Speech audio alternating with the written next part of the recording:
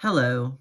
So I've been putting off doing this because I don't like doing end of year wrap ups before the year is actually over. Because what if something I read in the next 2 weeks just blows everything else out of the water? Um, I don't want to run the risk, but I also want this video to be out in December. So I'm going to give you my reading wrap up for 2023, the highs, the lows, the triumphs, the defeats of high school football. That means you haven't known the triumphs and defeats, the epic highs and lows of high school football. Of my reading year. I'm going to start out with the bummers so that we end on a high note. I picked 5 books. I didn't. Honestly, this year was not my best reading year. I feel like last year I read so many books that I just loved. I read a lot of things that were really interesting, that were new to me, that felt just very just great. And this year, not so much. There was a lot of books that I was just really mid on. I didn't love them. I also didn't hate them, but yeah, they just were kind of meh. And that felt, especially this past winter and spring, that felt like the majority of things I read. But there were a few standouts. But I didn't want to do like every book that I gave 1 or 2 stars to, because I didn't really give that many books 1 star. And then I gave a lot of books 2 stars, or like 2.5 stars, but I just was looking back at my reviews and my Goodreads and was like, I don't know, some of these I don't remember with a lot of hatred. So anyway, I just picked 5 books that I think were the least favorites. So first of all, we have Kill the Boy Band by Goldie Moldavsky. And this this was just a train wreck. I didn't really pick this up thinking that it was going to be the greatest thing I'd ever read. I was kind of in the mood for reading about like fame and parasocial relationships and like boy bands and that sort of stuff, because I read a book that I really liked, which I'm going to talk about later, that was about boy bands. And so I was just kind of like reading other stuff, and I picked this up and I read some good things about it and it seemed interesting, and it was just a real dud for me. It felt like an incredible waste of time. So this book follows 4 teens who are mega fans of the incredibly popular boy band, the Ruperts, which is very obviously just One Direction.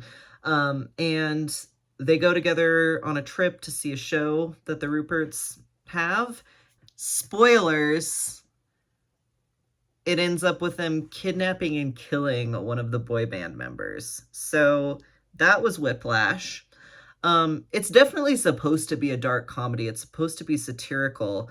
And there are moments of this book that are really good commentary on parasocial relationships and fan culture and kind of the behavior that happens with that. And the way that culturally we view people who are famous, the way it kind of, we dehumanize them in some ways.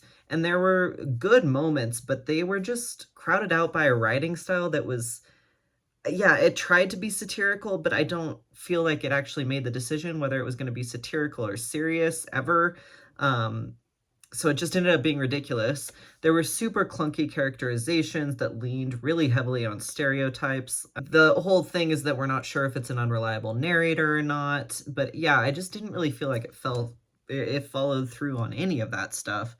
And the overall tone of the book also is really just making fandom and the things that teen girls enjoy and love the butt of a joke, and kind of blaming everything on that. And I felt like that was kind of reductive at this point in the conversation, in the cultural conversation that we're in. Like, yeah, I just don't think this book set out to do much of anything, and I think it was supposed to be a funny, dark comedy satire, and it just ended up not being any of that. It was just painful to get through. Next up, we've got one of the 2 books I gave 1 star to, and this is Happy Hour by Marlo Granados. Oh my god. This is an example of the female character who's just kind of shitty to people genre, and that's their characterization. But it's even worse. I think this book, the reason why I got it was because it was advertised as kind of a critique of capitalism and the late capitalist system that we're all in right now. and I'm not sure really how it is. It follows two chronically unemployed girls, early 20s, in New York City. They're spending their summer there. And they drink a lot, they party a lot, they meet a lot of famous or like semi-famous people. They spend all their money, they complain about how they can't afford rent, and then they do it all over again. The idea is that they're like bucking capitalism and expectations by like not settling down and getting a job, and by outstaying their tourist visas because they're both not American. They're outstaying their tourist visas and just like coasting by and kind of like swindling and stealing from these sort of minor celebrities and trust fund kids that they run into, which, go off, steal from the rich. We love to see that. But yeah, I don't know. It just like never really focused on anything in particular enough for there to be a real point or critique of any of that. It felt like it was just one long stream of consciousness monologue from some awful coked up pick me girl that you somehow get cornered by in the kitchen at a party and you just can't get away, and she's like telling you about her backpacking trip through Europe, and you're just like, yeah, I don't know, maybe it just wasn't for me. I feel like a lot of people love this book, and I think if you're a person who doesn't really care much about plot, or like the characterizations and are more there for just like the vibes and kind of the descriptions of this like hedonistic experience in New York City and all of the weird characters that these people encounter, you might enjoy it. But yeah, it just was not for me, and I didn't really understand the point of it. I did listen to it via an audiobook, and I hated the audiobook narrator, and that might have played a role as well. So it might have been different if I'd read it, like actually read it, but I still think I would have been overall pretty annoyed. Next up, we've got 2023's biggest disappointment for me, and that is Woman of Light by Kelly Fajardo Anstine. And I was really excited to get to this book. The subject matter seemed amazing. It was getting good reviews. The cover is absolutely gorgeous. It was just something I was really excited about, and I was just so disappointed. So this is a family saga. It primarily focuses on Luz Lopez, who's a tea leaf reader and a laundress in Denver in the 1930s. And it kind of jumps back and forth in time because it also follows the line of her ancestors for the past like 150 years or so up to her. The writing in this is really lush. It's poetic. It's beautiful. I think that she does a really good job of creating the settings, and especially focused on like the land and kind of the characteristics of the land and the people inhabiting it and the communities. It felt very realistic. And yeah, the setting and time period were really fascinating. I feel like this is very much kind of a Western style book, written in that fashion, and you don't read a lot of Westerns focused on people of color or set in the 1930s. And so this was a really interesting look at that, and a look at sort of the Latino and indigenous experience in Denver in that time period. But I think really the main thing with this book is that she bit off more than she could chew in the span of the story. There's a lot going on in this book. There's a ton of characters. There's a lot of different plot lines, many of which are kind of just like running into each other. And it covers a long time period. It covers a ton of time. And in the 1930s timeline, which is the central timeline with Luz, her brother gets run out of town by a racist gang for being in an interracial relationship. Her cousin is getting married, and there's a bunch of stuff about that. She and her aunt are struggling to make ends meet, and so there's a bunch of just like commentary kind of on class and race and the jobs that they could get and what they were getting paid for. She's stuck in this weird love triangle. Her brother's girlfriend is pregnant and abandoned by her parents for that relationship. And she's also a seer. Luz is a seer. She's a tea reader, and she predicts people's futures, but has the ability to do that. And we keep leaving her and all of those storylines to go follow the other characters that are her ancestors, and we're ostensibly following this line of seers through her family, whether they're tea leaf readers, palm readers, healers, psychics, whatever it is. But there's so little time spent developing that part of this book, this like power that people in her lineage have, that I kept forgetting that that was kind of the thing tying everything together, and it never really plays a role. And so I don't really understand why that was part of it. Yeah, it just is never developed. And I found a few of the stories of her ancestors a lot more compelling than Liz's story itself, and just kind of wanted to learn more about them. And I was frustrated because really the last third of this novel spends a lot of time focused on this love triangle that is pretty boring, in my opinion, and the chaos it causes, rather than spending that time focused more on the plot lines and the characterizations and just explanation.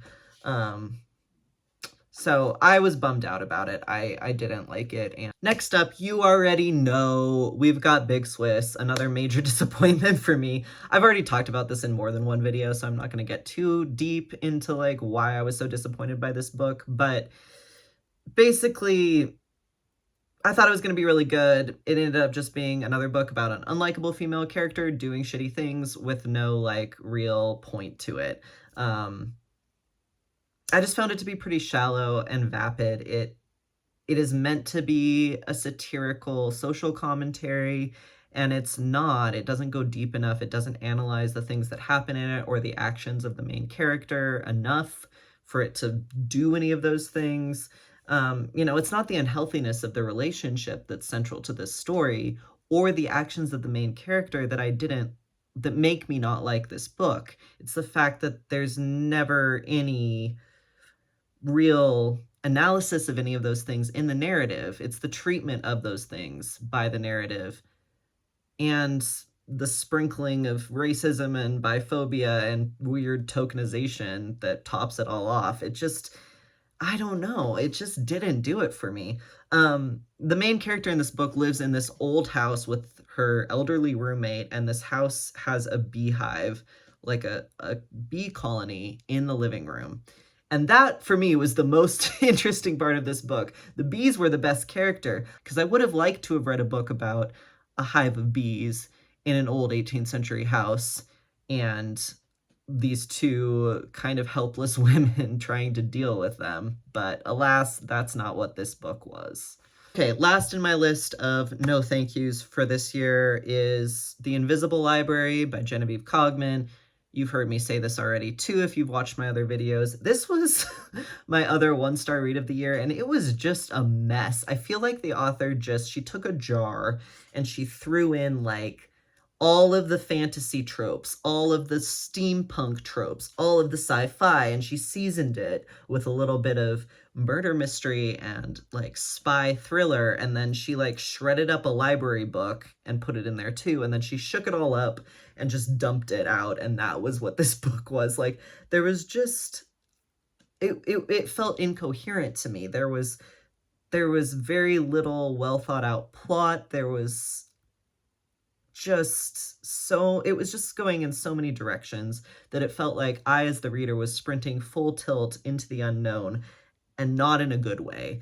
The concept of this book, which is of this sentient library that exists outside of time and space and collects all of the kind of written words of all of these parallel universes, was fascinating, and it should have been better than this, but I feel like that concept was very much sidelined for this story that was really a steampunk spy fantasy story that just didn't work for me. Again, it's another one that I think just bites off way more than it can reasonably chew in a coherent text.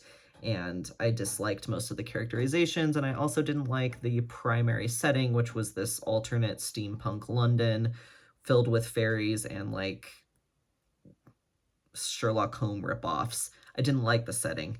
This one really truly was one of the least enjoyable books I've read in a long time, and I don't understand why so many people like it so much. Okay, now I'm moving on to the funner part. So I'm gonna just talk quickly about all of the books that I gave 5 stars to this year. And these are in no particular order of preference, they're just in the order that I read them. The first book that I gave 5 stars to is also the first book I read this year, and that is Babel by R.F. Kuang. This book is an incredible work of alternate history where magic, which powers industry, is powered by language and translation, and that hides in the slight differences in translations between words in different languages. Um, the magic system based on that is fascinating. Like, I feel like R.F. Kuang is just has such an imaginative mind and is able to create such incredible worlds. And yeah, this was just a really, really well thought out magic system. It's also a very scientific and very explained magic system, which I like, because I'm kind of a nerd about that sort of stuff. But yeah, it follows a Chinese orphan who is taken from his home in Shanghai and brought to England by a benefactor, who's basically impressed by his ability to read and write both English and Chinese. And he is brought there, he is raised up by this benefactor, and then sent to Oxford to work in the translation, or to get a degree in translation. And Oxford is like the center of learning and the center of translation studies, which is the thing that powers magic, which powers industry, which powers, of course, the power of Britain as a colonial entity. So this book is really fascinating, and it has a great discussion of colonialism and capitalism and institutionalized power and everything that plays into. I've seen some criticism of this book as heavy-handed or racist towards white people, which is just, that doesn't exist. And I think there are parts where it is a little like heavy-handed in what it's saying, but I didn't think it was really. I didn't really see it that way. The way I saw it was that it didn't pull any punches and it speaks the truth. It does a great job of exposing those insidious threads of power and racism and imperialism that underlie pretty much all of the institutions in our society, both in the past and in the present. And I think R.F. Kuang is just a really incredible writer with an incredible imagination and an incredible ability to weave character and story into something that is very pointed and direct commentary to the world around us, even if it's in a fantasy setting. And I think that really shines here with this book. Next up, we have a childhood favorite. This is Gregor. Whoops, it's upside down. No, it's not. This is Gregor and the Code of Claw. This is the fifth and final book in the Underland Chronicles, which is a children's fantasy series by Suzanne Collins of the Hunger Games fame. This was coming out when I was like in late elementary school and middle school. And so I read this when I was a kid. They were some of the books that I was so excited about when a new one came out, and I still love this series to this day. I did a reread of most of these last year when I was home for the holidays, and I didn't finish this one quite in time, so I finished reading it this year when I was back home. And I don't know how many times I've read this book, a lot, and I've always given it 5 stars. And again, I gave it that again. I think this was always my favorite book of the series, and I think it holds up super well. I had a great time rereading this series, and this is a really good example of a final book that does an incredible job of continuing with character development, continuing with the plot threads and all of the relationships that have been built up through 5 books, and also bringing it all to a really satisfactory, really well done close. I think that's a really hard thing to do, especially if it's a book series that is gone on for years and has 5, 6, 7 books, whatever. And this does it so well. I think this is a kid series, but Suzanne Collins, as she does in The Hunger Games, is not pulling any punches, and this is a book series about war, really, and its effect on societies and communities and children, especially. And I appreciate how she is able to really write about it in a very meaningful way, in a very true way, and in a way that doesn't sugarcoat anything, but is still appropriate for children to read. And I think it's really important that children are able to read books like this, that are about violence and are allegories for things that happen in the real world, things that they might face. and are able to really like analyze that and treat it with a lot of truth and also a lot of um, just, yeah, openness and vulnerability. So this is always going to be a forever favorite. This book series is great. If you didn't read them as a kid, honestly, you should read them now. I'm a huge fan. Next up, we've got I Was Born for This by Alice Osman. This is not one of Alice Osman's more popular books. Obviously, she wrote Heartstopper, which is hugely, hugely popular. She wrote a couple other books. Radio Silence is one of them. And her books are really popular, and this is not one of the more popular ones. And I don't really understand why, because I really loved it. It felt like this just kind of cozy hug. It felt indulgent, one of those books that you just have a really good time reading. And I really savored it. It follows Jimmy, who is 1/3 of the Ark, which is the world's biggest boy band, and Angel, who is a mega fan of said boy band. So this is the book I read that made me want to read books about like fame and boy bands and parasocial relationships that led me to kill the boy band, which was not a good way to end the journey. But both of the main characters in this book are going through a lot of changes and difficult periods. Jimmy is a trans guy, and he loves music, he loves his bandmates, but the pressure and the fame and the attention and the just always such having so many eyes on him and his every move is really not good for him, and he's super anxious, and he's wondering if this is like what his life is. He's wondering if there's anything else he could do or be or what he is without this band. And similarly, Angel's going through a really hard time. She views the Ark in their music as her only reason for existence some days. She leans into her love of their music and more specifically of her perceived knowledge of the band members and their personalities to disassociate from the rest of her life and the struggles she's going through. And so through the series of wild events, these two characters meet each other and clash, and it's really interesting and really fun. So I think this does a really good job of analyzing those parasocial relationships, analyzing fame, analyzing sort of the ways that we latch on to story or media or other people, whatever it is that we can hyper focus on to basically as a form of escapism. And I thought that was really good. It also analyzes mental health really well, LGBTQ issues, and just the idea of finding yourself and figuring out who you are and how to live that in the world in a way that feels authentic, and to figure out kind of what you want to do with your life in a way that again feels authentic. I gave 5 stars to is Quarter Life by Satya Doyle Biak. I don't really read self-help books as a rule, but I made an exception for this one after seeing it at Powell's Books last year. So I was in the Pacific Northwest visiting some friends last fall, just kind of driving around and seeing a bunch of people who I hadn't seen in a long time. And I was feeling just incredibly struck and depressed by how many of us were deeply discontented with not necessarily our lives, but our jobs and the world around us, and how difficult it was to make new friends and build community and be able to live in a way that felt authentic and good and not like we were ruining the world while also making enough money to live. And yeah, just kind of that feeling of being really trapped in this like late capitalist hellscape we all live in. And also trying to figure out how to navigate a future and make plans when the future feels so uncertain and so frightening.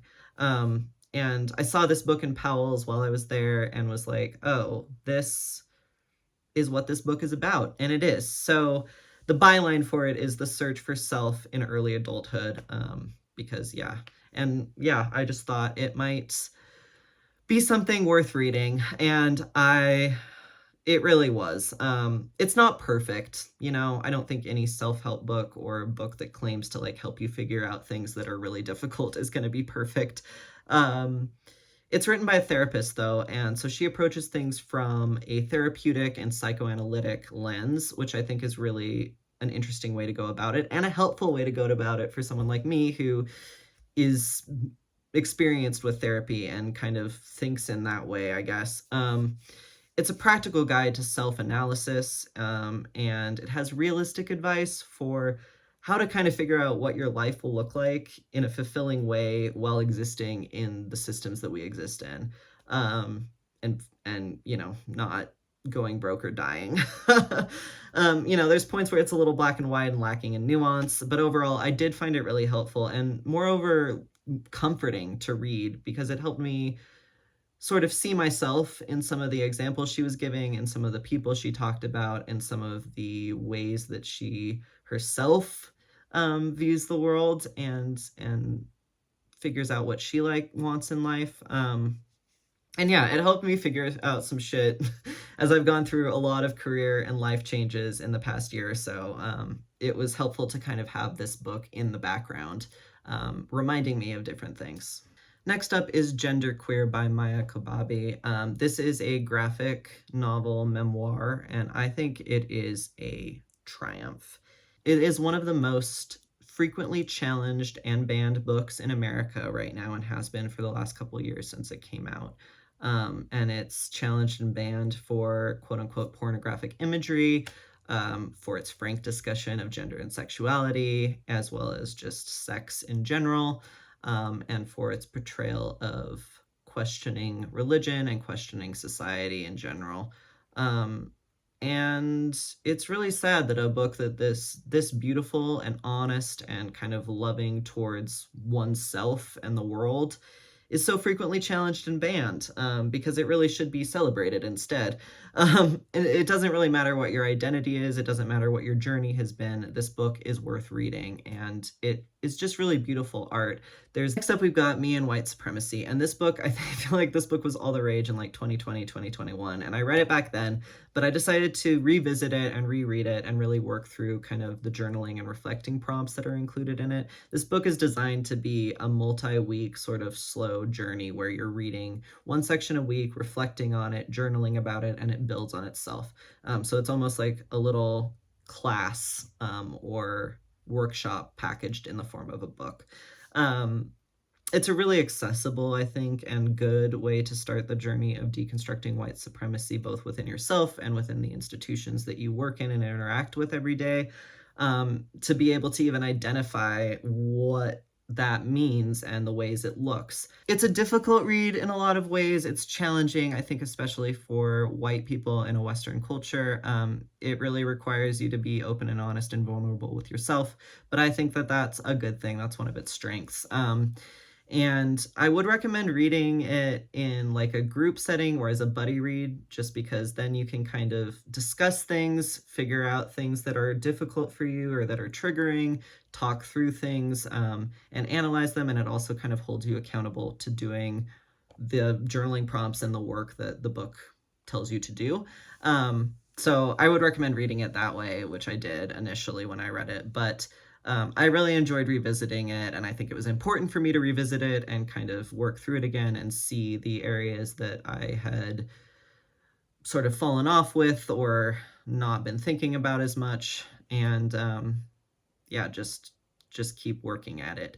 I recommend this book also if you've got like people in your life who you really want to talk about this stuff with, or that feel like they are open to it but maybe have never encountered this sort of discussion or work before. This is a really good book to start them with because it's literally designed as, again, a little workshop packaged in a book form to hand to someone or to give to yourself and be like, hey, this is where a place where you can start to tackle these questions, to tackle this huge, daunting, and potentially upsetting subject. So great book, and I would say it's 5 stars. Yeah.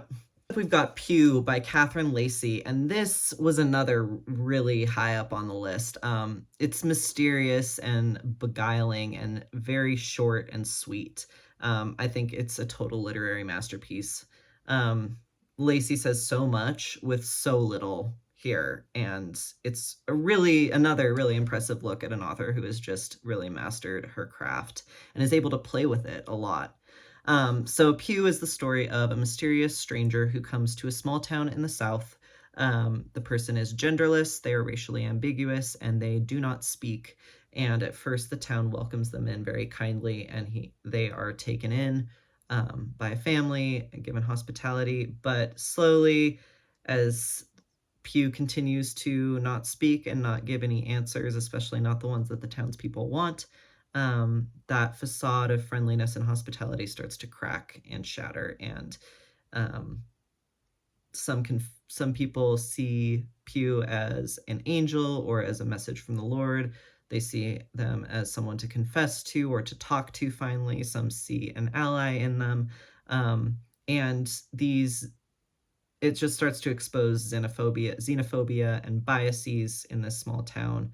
Um, it's really masterful commentary on bias and hate, on religion and the underlying expectations and societal norms that are just so much part of society's bedrock that they're nearly impossible to avoid, even if you are a person who is not threatening in any way. So this was really incredible, and I so recommend it. Then we have Eros the Bittersweet by Anne Carson. I don't really even know how to start with describing this book. It's unlike anything I've ever read. This was my first Carson book. I've read her translations and some of her poetry, but never one of her works of fiction or of literary theory. And this is a book of literary criticism focusing on the idea of romantic love, or Eros. And it traces that concept from ancient Greece and through classical literature, focusing on different translations and analyses of the concept, and of the word itself, as the idea of pleasure and pain coexisting in one thing, which is kind of what love is. And yeah, I found it sounds like it would be dry or highbrow. I was afraid going into it that it would just be like I wouldn't be smart enough for it, but it's not. It's accessible and it's beautifully written, and I felt like it was actively unfolding my mind as I was reading it, and I was like seeing things in a new light. Um, and especially enjoyed revisiting Carson's translation of Sappho after I was finished with it, because Sappho features quite heavily in this book. And this book explains some of the decision making with translation that Carson used in her translations of Sappho's poetry. So it was really enjoyable, really fascinating. And if you're afraid to dive into Anne Carson, if you're thinking about it but are worried, don't be afraid. Dive in. I think she's really incredible to read. Next up, we have The Great War and Modern Memory by Paul Fussell. I don't know. I wasn't expecting a World War I history book to be one of my top books of the year, but here we are. This book is fascinating. It's pretty well known. I'm sure if you're a person who is any interest in military history or World War I history, you've heard of it. It's less of a war history, though, or a description of the war and the battles that happened in a historical sense, and more of an analysis of the effect of the war on and everything that happened during the war on culture, and specifically on literature and on language itself. And that's something that I find really fascinating about specifically World War I, is just how much of a cultural change it was, the way that it kind of was the tipping point between what we consider to be the past and the modern world we live in now, the way it changed warfare and the idea of death and mortality, the way it brought an end to really kingdoms and that whole political system being the norm. And so that's what this book focuses on, and it's incredibly interesting. It's long and it's dense, and I enjoyed reading it so much, and I just didn't expect to. So yeah, it just is really fascinating. And if you're at all interested in World War I history, if you're at all interested in World War I era writing, poetry, and writing, this is really a fascinating book to pick up. I read Slaughterhouse-Five by Kurt Vonnegut. This is my third reread of this book. I love Kurt Vonnegut. And I haven't reread this one in a while, so I really enjoyed going back to it, and I feel like in some ways this reading round of this, I was finally able to really pick up everything it was putting down. I don't know that I was like mature enough as a reader or well-read enough to really understand everything about it the other two times I've read it. So I enjoyed getting back to it. And it's just a se it's like this searing critique of violence and war and modern society and the horrific things that happen and that human beings can do to each other, but Kurt Vonnegut is writing it in this just like extremely comedic and satirical way, and that is so it's such a effective way of writing because it's just like whiplash when you're reading it, you're reading about these horrific things, and it's also like a weird sci-fi journey, and it's really funny, and I think all of those factors together make it even more of an effective piece of writing. So I really admire Vonnegut. I really enjoy his work, and this was a fun one to revisit, and I gave it 5 stars again. Actually, I upped it. I think I gave it 4 stars, or it was sitting at 4 stars, and I read it this time and was like, no bro, this is a 5. Then we have The River by Peter Heller, and this was my first Peter Heller book, actually, which is kind of funny because his books are very much up my alley. But yeah, this is the first one I ever read, and I loved it, and I've read 3 more of his books since I read this one. Um, this book is a near perfect adventure thriller, in my opinion. I think Heller really excels at writing those sorts of plot lines in a way that feels very rooted and realistic. And he uses the landscape and the natural world as a character in and of itself, and often a sympathetic one. I think in these types of books, it tends to be kind of that trope of man versus nature, right? But with Heller, it's the natural world often proves an ally to the characters, and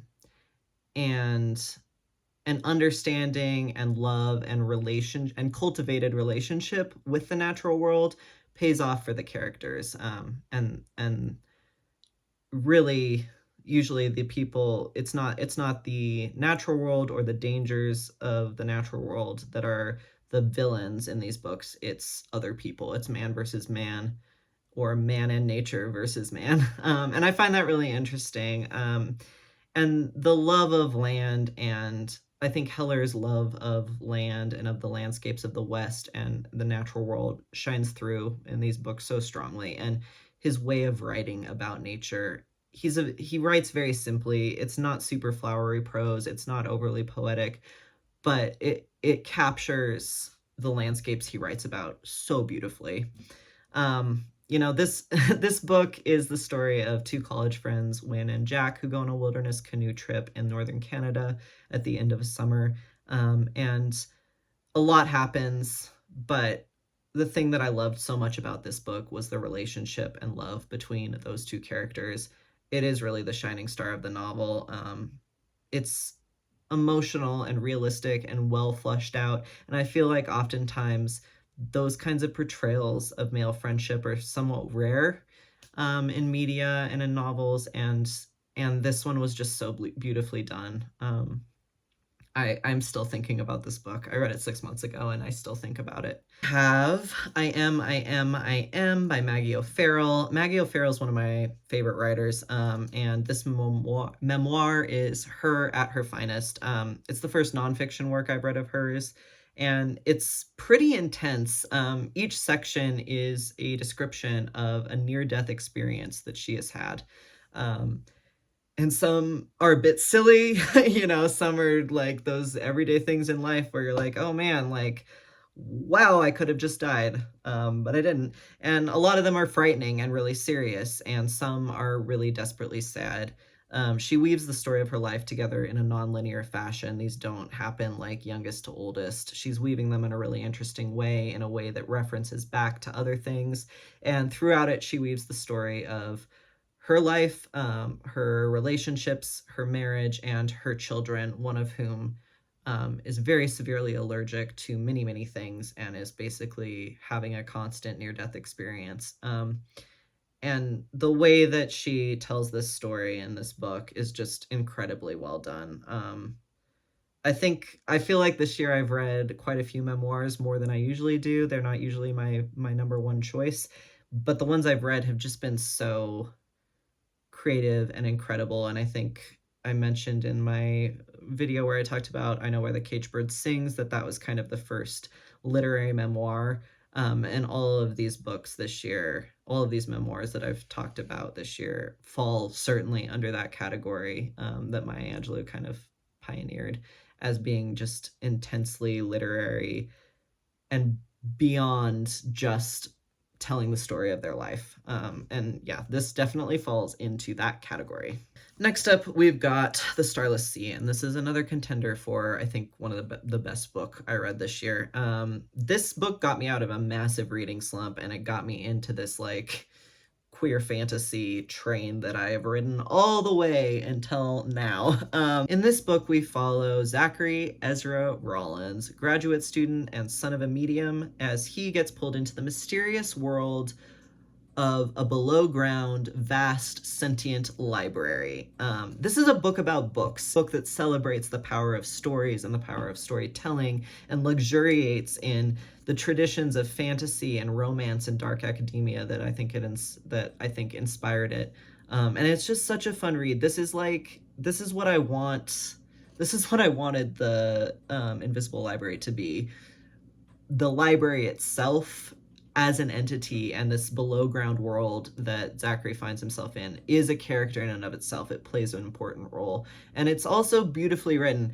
I didn't really like Erin Morgenstern's first book, The Night Circus, but I loved this one. And I think her writing style in it, which is very poetic, very romantic, just worked really well. Everything about it worked really well. I wanted to melt into this world as I was reading it. It was one of those books where I was like, if I could go inside any book, it would be this one. So yeah, I wish it had been like twice as long as it was. I could have read it forever. Then we have Ocean's Echo by Everina Maxwell. Everina Maxwell writes really excellent sci-fi space operas with tons of political intrigue and a hefty dose of queer romance, which is everything I love all in one. This is her second book after Winter's Orbit, which was her first book, and they're set in the same universe, which is kind of a loosely linked galactic empire with some magic and a lot of politicking. And this book is about the relationship between a mind reader and a mind controller, and opens up this fascinating world of like neuromodification and all of the moral and ethical questions that come with that, scientific magic, which is my favorite kind, and of course, political machinations and intrigue. I liked this even more than I liked the first one, and I really liked the first one. And I loved the relationship between the two main characters in this, which is this incredible enemies to friends to the only person in the world I trust to lovers arc, which I'm a sucker for, aren't we all?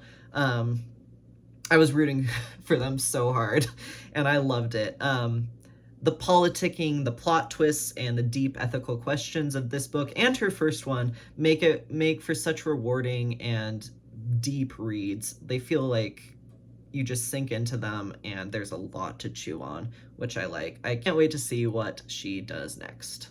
Now we're finally to stuff that I read that I've talked about already, so we'll go a little faster through these last. First, we've got Loot by Tanya James. I mentioned this in my October reads.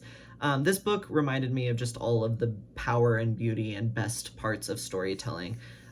She's an excellent historical fiction writer and another author who's really just at the top of her craft, I think, able to do so much with the way that she crafts the story.